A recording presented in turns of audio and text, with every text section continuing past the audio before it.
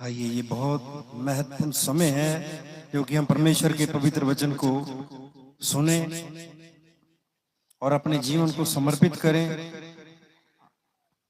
और उस वचन से आशीषित।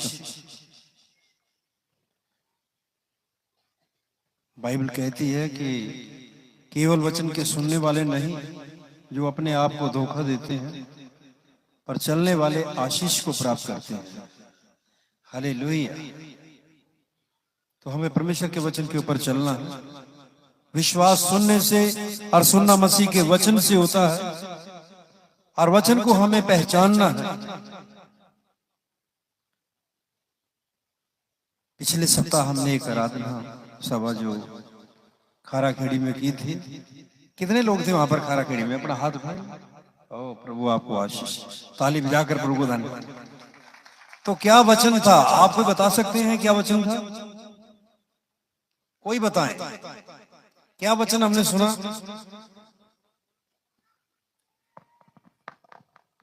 जो भाई राम सिंह ने भी वचन दिया था, स्वर्गदूत के द्वारा क्या संदेश था? सनातन सुसमाचार। हालेलुया। तो ये किसी जाति या धर्म का सुसमाचार नहीं, ये स्वर्ग का संदेश है, ये स्वर्ग का मन्ना है, ये जीवन है। ये जीवन हमें लेना आना चाहिए। और कुछ थोड़ी देर जो वचन मैंने भी कहा तो क्या था? अपने अगुओं की आज्ञाकारी में रहना। अगर आप नीचे से ऊंचा उठना चाहते हैं तो आज्ञाकारी में, अपने अगुओं की आज्ञाकारी में आशीष मिलती है। इसलिए परमेश्वर का वचन कहता है कि हम केवल वचन के सुनने वाले नहीं जो अपने आप को धोखा देते हैं, पर चलने वाले आशीष को प्राप्त करते हैं। वचन के बिना कुछ भी नहीं है। जैसे बाइबल में लिखा है, तुम तो उस वचन के कारण शुद्ध हो चुके हो जो वचन मैंने तुमसे कहा है। जरा दोहराए कोई भी, बोलो क्या कहा? मालूम है आपको कहां लिखा है? बोलो बोलो बेटा, कहां लिखा है? यूहन्ना 15:3। तो उस वचन के कारण शुद्ध हो चुके हो जो वचन मैंने तुमसे कहा है। वचन वचन वचन, वचन के बिना कुछ भी नहीं है। आइए हम देखते हैं इसी वचन से शुरू करते हुए यूहन्ना 1:1। आदि में वचन था। पढ़े कोई भाई? कौन पढ़ेगा भाई? हालेलुया। यूहन्ना 1:1। धन्यवाद देते हैं परमेश्वर के पवित्र वचन को। आदि में वचन था और वचन परमेश्वर के साथ था और वचन परमेश्वर था। आदि में वचन था, वचन परमेश्वर के साथ था, वचन ही परमेश्वर था और सब कुछ उसी के द्वारा उत्पन्न हुआ है। जो कुछ भी रचना की गई है उसमें से कोई भी वस्तु उसके बिना नहीं रची गई। उसमें जीवन था, वो जीवन मनुष्य की ज्योति था। पर ज्योति अंधकार में चमकती है, पर अंधकार ने उसे ग्रहण नहीं किया क्योंकि उसके कार्य बुरे थे। 11 वचन पढ़ेंगे, 1:11।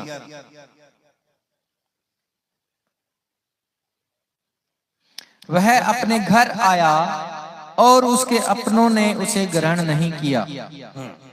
12। परंतु जितनों ने उसे ग्रहण किया उसने उन्हें परमेश्वर के संतान होने का अधिकार दिया। बस 11 वचन में वो अपने घर आया, उसके अपनों ने उसे ग्रहण नहीं किया, परंतु जितनों ने उसे ग्रहण किया परमेश्वर की संतान होने का, बेटा बेटी होने का अधिकार दिया। हम देखते हैं परमेश्वर की संतान कहलाए। वो अपने घर आया। अब ये उसका अपना घर कैसे हुआ? क्योंकि आदि में वचन था, वचन परमेश्वर के साथ था, वचन ही परमेश्वर था, सब कुछ उसी के द्वारा उत्पन्न हुआ। और जो कुछ भी उत्पन्न हुआ है उसमें से कोई भी वस्तु उसके बिना उत्पन्न नहीं हुई। उसमें जीवन था, वो जीवन मनुष्य की ज्योति, और वो सारी रचना करके रचकर वो अपने घर आया। उसने संसार की सृष्टि की, मनुष्य को अपने स्वरूप अपनी समानता में बनाया, और फिर हम देखते हैं कि वो स्वर्गीय यीशु नाम में, वो यहोवा यीशु नाम में परिवर्तित होकर जब वो अपने घर आया, वो संसार में आया, और उसके अपनों ने उसके ऊपर विश्वास नहीं किया। ये एक बहुत बड़ी दुर्भाग्य और दुख की बात है। वो अपने घर आया और उसके अपनों ने उसे स्वीकार नहीं किया। आज हम किसके घर आए हैं? यहाँ बहुत सारी जगह, बहुत इस शहर में बहुत सारे मंडी में लोग होंगे। हम कहाँ इकट्ठे हुए हैं, कहाँ आए हैं, कहाँ हमारी बुलाहट और पहचान है?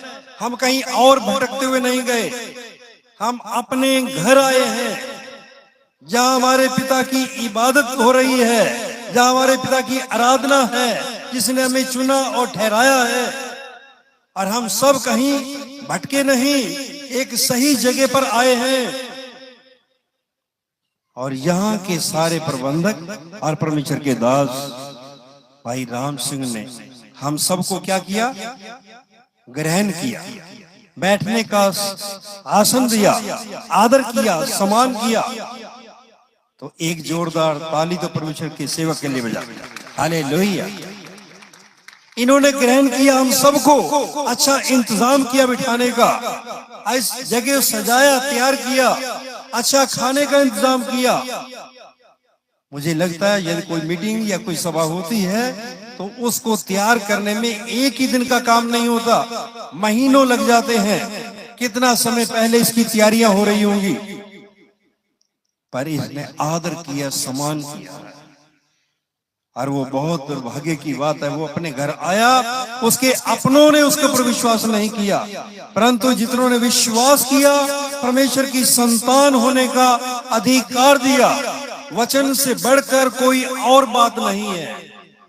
वचन वचन वचन ही है जो हमें छुटकारा देता है।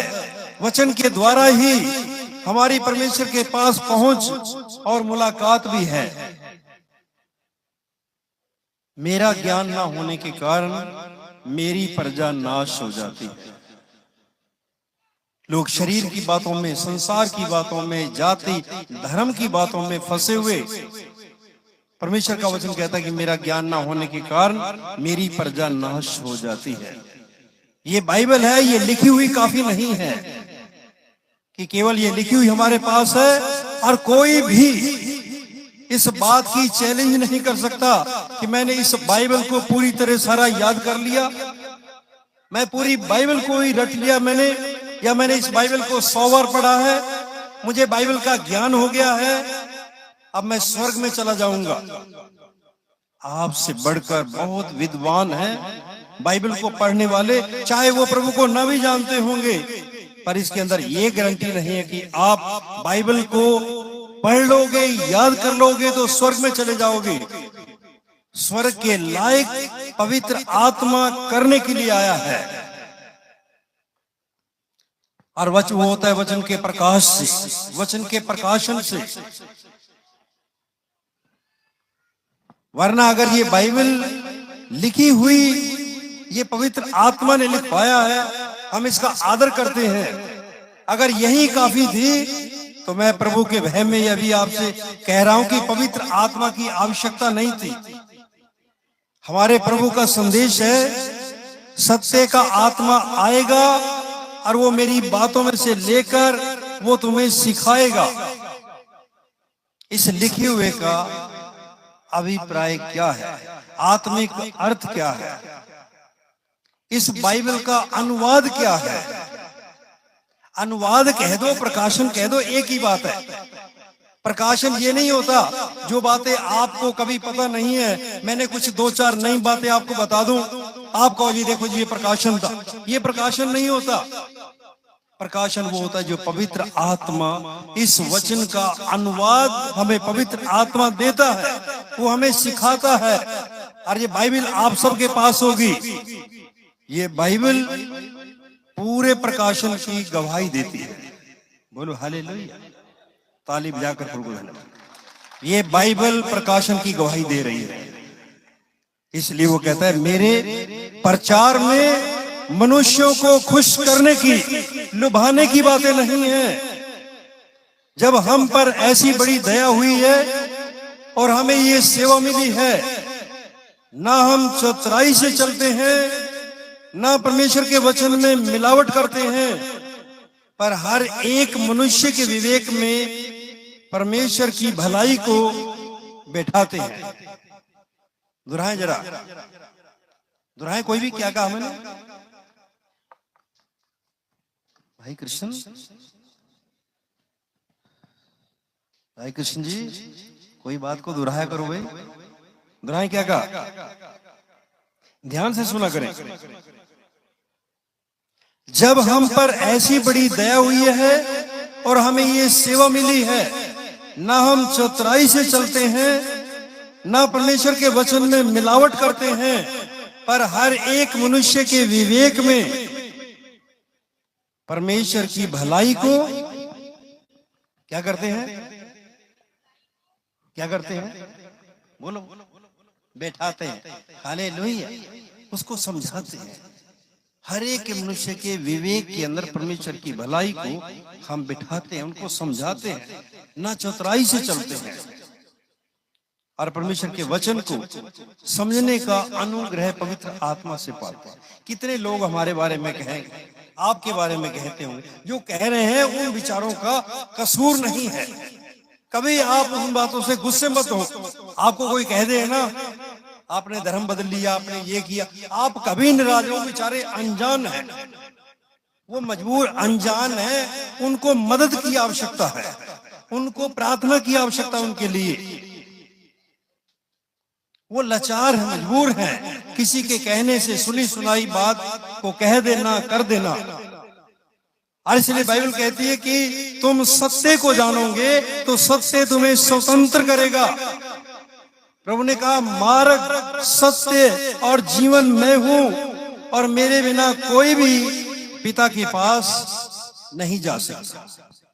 जो हमने बाइबल से सीखा है, हमें एक दूसरे को भी बाइबल कहती है जो वचन की शिक्षा पाते हैं। गलातियों 6:6, जो वचन की शिक्षा पाते हैं वो सिखाने वाले को भी सहभागी करें। जो हमने बाइबल से सीखा है प्रभु के अनुग्रह से, लगभग मुझे आज प्रभु के अनुग्रह से प्रभु में आए हुए लगभग 35 साल हो चुके हैं। कितने साल? 35 साल हो चुके हैं। मैं तो धर्म परिवर्तन की भाषा भी नहीं जानता। कैसे होता है, कैसे लोग करते हैं। मेरा तो अभी तक 35 सालों में धर्म परिवर्तन नहीं हुआ, ना मुझे जरूरत है। पर इतना जरूर जानता हूं कि अगर किसी ने करना हो तो आपको कोर्ट में जाना पड़ेगा, आपको गवाह, आपका एफिडेविट लगेगा, आप कर सकते हैं। पर प्रभु को मानने के लिए कोई भी आवश्यकता नहीं है, क्योंकि हमारे प्रभु भी कोई ऐसे, जो आज लोग के ऊपर बात लगाई जाती है, कोई ऐसे धर्म का, उनका ऐसे धर्म में आए ही नहीं प्रभु। वो यहूदियों से थे और लगभग प्रभु के यहां से आकर जाने के 300 साल बाद में ईसाई धर्म बना। हालेलुया, 300 साल बाद में। तो कहां हो गया? हमारे प्रभु नहीं आए उसमें। अताकिया के अंदर बाइबल हमें ये सिखाती है, अताकिया के अंदर सबसे पहले जो यीशु मसीह के गवाह बने चेले, तो यीशु मसीह के जी उठने के गवाह बने चेले मसीह कहलाए, ईसाई नहीं कहलाए। इसलिए परमेश्वर का वचन कहता है कि तुम सत्य को जानोगे तो सत्य तुम्हें स्वतंत्र करेगा। मार्ग, सत्य और जीवन मैं ही हूं। आइए देखें दूसरा पहला कुरिन्थियों 2 अध्याय, भाई कृष्ण, पहला कुरिन्थियों 2 अध्याय का दूसरे वचन से हम पढ़ेंगे। बाइबल प्रकाशन की गवाही देती है और प्रकाशन के बिना वचन अधूरा है। हालेलुया। दोहराएं जरा, क्या कहा? क्योंकि मैंने यह ठान लिया था कि तुम्हारे बीच यीशु मसीह वरन क्रूस पर चढ़ाए हुए मसीह को छोड़ और किसी बात को न जानूं। और किसी बात को न जानूं। मैंने ये ठान लिया था कि यीशु मसीह को छोड़कर किसी और बात को न जानूं। मैं शरीर की बातों से हटने की आवश्यकता है। शरीर की बातों से हटने की आवश्यकता है। प्रभु यीशु मसीह के विषय में मत्ती 16 के अनुसार लोग पूछ रहे थे। प्रभु ने उनसे पूछा, लोग मनुष्य के बारे में क्या कहते हैं? चेलों ने कहा, प्रभु आपके बारे में बहुत लोग कुछ बहुत बड़ी बड़ी बातें कहते हैं। कोई संतों में से, मरे हुए संतों में से जी उठा, कोई यूहन्ना बपतिस्मा देने वाला, कोई भविष्यवक्ता, कोई कुछ कहता। प्रभु ने कहा, कोई फर्क नहीं पड़ता, ये संसार कुछ भी कहेंगे, पर तुम क्या कहते हो? क्योंकि तुम्हें परमेश्वर के राज्य की भेद तुम्हारे ऊपर खोला गया है। तो पतरस ने कहा, तू जीवते परमेश्वर का पुत्र मसीह है। तो प्रभु ने कहा, ठीक, ये बात लहू और मांस ने तेरे ऊपर प्रकट नहीं की, पर मेरे पिता ने जो स्वर्ग में है उसने इस बात को प्रकट किया है। मैं भी तुझसे कहता हूं, तू पतरस कहलाएगा और इस चट्टान के ऊपर मैं अपनी कलीसिया बनाऊंगा और कलीसिया के ऊपर अधलोक के फाटक कभी प्रबल नहीं होंगे। अधलोक के फाटक प्रबल नहीं होंगे कलीसिया के ऊपर। जो सच्ची कलीसिया है, जो प्रकाशन में है, वचन के अनुवाद में है, पृथ्वी की बातों से छूटकर स्वर्गीय और आत्मिक बातों के साथ उठकर परमेश्वर के राज्य में प्रवेश करने का अनुग्रह पाए हुए है, उसके ऊपर अधलोक के फाटक जो हैं वो कभी भी प्रबल नहीं होंगे। क्योंकि सत्य जिसको स्वतंत्र करता है वो स्वतंत्र हो जाता है, आजाद हो जाता है। हमें शरीर की बातों से हटकर हमें स्वर्गीय और आत्मिक बातों में बढ़ने की आवश्यकता है। जहां ये बाइबल गवाही दे रही है कि जब मैं तुम्हारे पास आया तो मैं शब्दों की बहुतायत से नहीं आया, पर मैं तुम्हारे पास भेद सुनाते हुए आया हूं, वचन के प्रकाश के साथ आया हूं, वचन के अनुवाद के साथ आया हूं। और ये आज अनुवाद हम सबको आवश्यकता है। दुल्हन के लिए ये जरूरी है, इस अनुवाद के द्वारा पृथ्वी की बातों से छूटे और स्वर्गीय बातों के साथ एक हो जाए। हालेलुया। प्रकाशन बिन वचन अधूरा है। केवल प्रकाशन ही नहीं, प्रकाशन भी कई बार हम देखते हैं कि बहुत सारे लोग देते हैं, अनुशासन भी जरूरी है। हालेलुया। प्रभु के अनुग्रह से कुछ शब्द मिले भजन लिखने के लिए, 2-3 पंक्तियां हैं, उसको हम गा सकते हैं। हालेलुया। प्रकाशन बिन है वचन अधूरा, अनुशासन बिन प्रकाशन। प्रकाशन बिन है वचन अधूरा, अनुशासन बिन प्रकाशन। हंस अधूरे हम जान पाएंगे, हंस अधूरे हम जान पाएंगे। आशा विश्वास 2 पंख मिले हैं, आशा विश्वास 2 पंख मिले हैं। पंख लगाकर उड़ते जाएंगे, पंख लगाकर उड़ते जाएंगे। हम विश्वासी विश्वास से जाएंगे, हम विश्वासी स्वर्गीय विश्वास से जाएंगे। गाएं, प्रकाशन बिन है वचन अधूरा, अनुशासन बिन प्रकाशन, प्रकाशन बिन है वचन अधूरा, अनुशासन बिन प्रकाशन, अनुशासन बिन प्रकाशन। हंस अधूरे हम जा न पाएंगे, हंस अधूरे हम जा न पाएंगे। आशा विश्वास दो पंख मिले हैं, आशा विश्वास दो पंख मिले हैं, स्वर्गीय यरूशलेम को जाएंगे, स्वर्गीय यरूशलेम को जाएंगे। हालेलुया, हालेलुया, धन्यवाद। तालिब। प्रकाशन ही काफी नहीं है, प्रकाशनों की बहुत सारे लोग गवाहियां देते हैं, पर मैं ये कहता हूं प्रकाशन झूठे भी होते हैं, ये भी मालूम होना चाहिए। कोई आकर वैसे कह दे प्रकाशन प्रकाशन प्रकाशन, प्रकाशनों को भी जांचा जाना चाहिए। हालेलुया। इसलिए हमें पृथ्वी की बातों से छूटने की। अभी मैंने ये कहा आपसे कि मैं कोई ऐसी बातें जो कभी आपने नहीं सुनी हो सकता है इसी बाइबल को आपने ना पढ़ा हो, और मैं कोई ऐसी बात नई बात आपको बता दूं, क्या हो सकता है 2 साल पहले पढ़ी हो, आपको याद ही ना हो। आप कहें देखो ब्रदर आए थे बहुत अच्छा, उन्होंने ना प्रकाशन दिया था, तो ये भाई प्रकाशन नहीं है। प्रकाशन पवित्र आत्मा देता है, इसका अनुवाद देता है। हालेलुया। पृथ्वी से छूटना पड़ता है, पर ये शारीरिकता जो है ना, संसारिकता, ये जल्दी से छूटती नहीं है। दोहराएं, क्या कहा? बोलो बोलो। आप उत्तर क्यों नहीं देते? क्या मेरी बात समझ में नहीं आ रही आपको? क्या कहा मैंने? बोलो बोलो।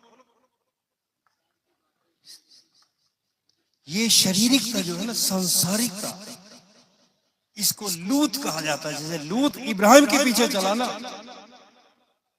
उसको भी एक लूत की बात आती कि लूत की तरह मुझे चिपक गया। चलो वो एक बात अलग है, उसका भतीजा था, उसके कोई, मैं ऐसा कोई अनुवाद नहीं करना चाहता, पर एक लूत की तरह ऐसा है कि जो शारीरिकता संसारिकता छूटती नहीं है। आप आत्मिक बातों को भूल जाओगे, स्वर्गीय बातों को भूल जाओगे, प्रकाशन को भूल जाओगे, जो स्वर्ग से जोड़ती है उसको आपकी नजर अंदाज हो जाएगी। अगर किसी की चुगली करनी हो, किसी की बात कमी निकालनी हो ना, फट आपको याद आ जाएगी, फटाफट याद आ जाएगी, देव उसमें ये कमी, उसमें ये कमी, उसमें ये कमी। ये शारीरिकता, इसके अंदर बड़ा अधिकार है, ये पृथ्वी से जोड़ कर रखती है, ये आपके ऊपर आपका अपना अधिकार रखना चाहती है। जैसे उस दिन भी मैंने कहा था, पेट के बल रेंगना और मिट्टी चाटने की ये व्यवस्था है, इससे कौन छूटेगा? आपके समर्पण के द्वारा आप छूट सकते हैं। मैं तुम्हारे पास आया तो शब्दों की बहुतायत से नहीं आया, पर मैं परमेश्वर का भेद सुनाते हुए तुम्हारे पास आया। हाँ भाई कृष्ण, कहने के लिए बहुत कुछ है, अगर 4 घंटे भी खड़ा होकर मैं कहूं तो पवित्र आत्मा का कार्य है, पर मैं अनुशासन में रहकर समय को ध्यान में रखूंगा, जितना भी कहा जाएगा। क्यों समय को ध्यान रखना, अनुशासन में रहना जरूरी है। हाँ पढ़ो इसी में बस।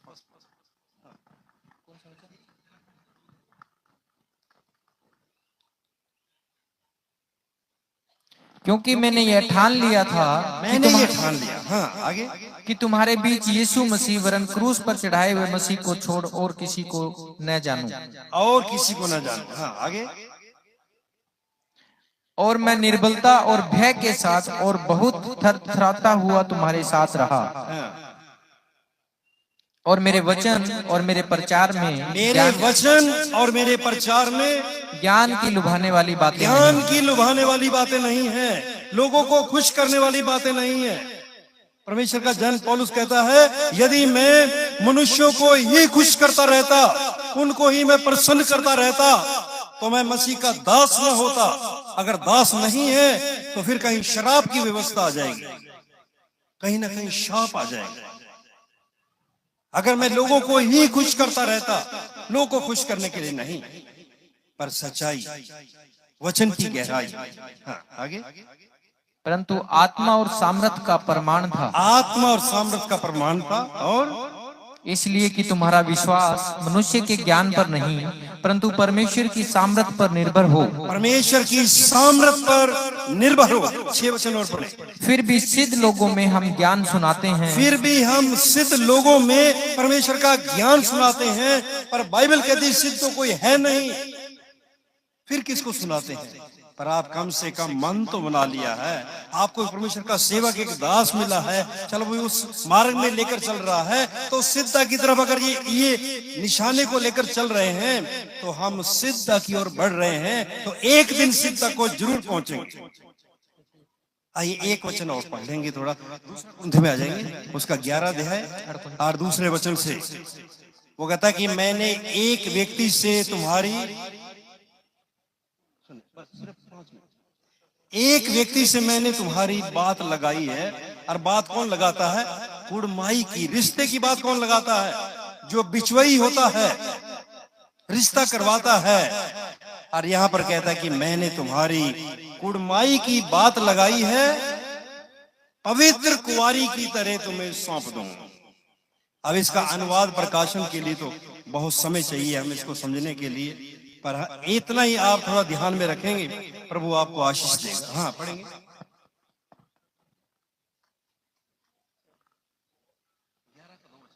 दूसरा कुरिन्थियों 11 का 2। मैं डरता हूं क्योंकि मैं तुम्हारे विषय में ईश्वरीय धुन लगाए रहता हूँ। तुम्हारे विषय में कलीसिया के लिए परमेश्वर का सेवक, परमेश्वर का दास, खादिम चुना हुआ ईश्वरीय धुन लगाए रखता है। हालेलुया। ईश्वरीय धुन लगी हुई है। धुन के बिना आप आत्मिकता में बढ़ भी नहीं सकते। इन शरीर की पदवियों से हमें हटने की आवश्यकता है। अभी मैं कह के हटा हूं, शारीरिकता छूटती नहीं है। आप सबके पास बाइबल होगी, आप पढ़ते हो। इस बाइबल के अंदर कहीं भी पास्टर शब्द नहीं दिया। हालेलुया। पर मुझे समझाते समझाते ही बहुत समय हो गया, लेकिन फिर भी वो कहीं ना कहीं लिख ही देते हैं। मैं एक भाई हूं। बाइबल कहती है हम सब भाई हैं। आत्मिक रिश्तों को पहचानने के लिए थोड़ा सा हमें गहरे में जाना पड़ेगा। हम सब भाई हैं। भाई आत्मिक रिश्ता जरा ढूंढ लेना, अगर आपको मिल जाए तो, किसी को नहीं मिलेगा आपको। और बाइबल कहती है लिखे हुए से आगे नहीं बढ़ना। जो लिखे हुए से आगे निकलता है उसके पास परमेश्वर। मैं उसके पास किसी के विश्वास को ठेस नहीं पहुंचाना चाहता, पर मैं कहता हूं कि आप आत्मिकता में जाओ, आत्मिकता में जाओ, आत्मिकता में जाओ, आत्मिक बनो। मेरे कहते हुए फिर भी मेरे को पता नहीं क्या कोई शरीर में लोग कह देते होंगे, पर मैं कहता हूं उनकी निर्बलता है, उनकी कमजोरी है। छूटना नहीं चाहते, क्योंकि ये शारीरिकता, पुराना मनुष्यत्व जो है, ये जल्दी से उतरता नहीं है। आप कोशिश करेंगे फिर आएगा।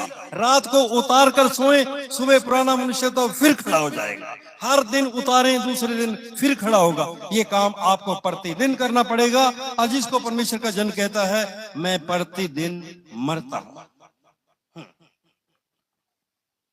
इसलिए कि मैंने एक ही पुरुष से तुम्हारी बात लगाई है कि तुम्हें पवित्र कुंवारी की नाई मसीह को सौंप। पवित्र कुंवारी के समान।